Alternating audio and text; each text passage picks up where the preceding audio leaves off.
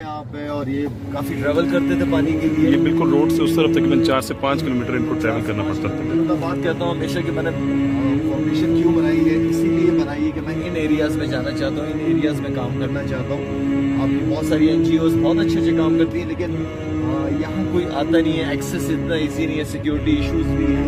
लेकिन ये वो लोग हैं, ये वो फैमिलीज़ हैं जहाँ तक हम बेसिक्स हैं वो पहुँचाने की कोशिश कर रहे हैं।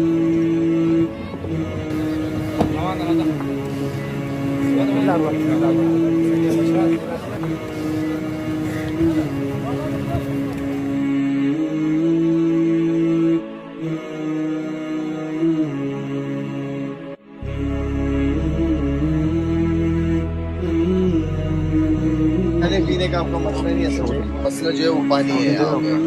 पानी मसला है, पानी से बीमारियां फैल रही हैं यहाँ पे। और रात को यहाँ पे मच्छर होते हैं। ठीक है, ये बच्चे ये हैं छुट्टे आए हुए बच्चों के, दो यहाँ पे साइज के होंगे। ये लो बेटा, ये आपकी गिफ्ट है। अच्छा ये रखो, छोटे साइज दे, इनको छोटे दे दो।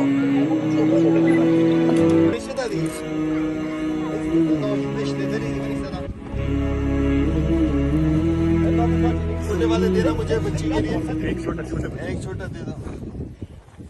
Хорошо, баче, хорошо. 30 секунд. А? Вот, да.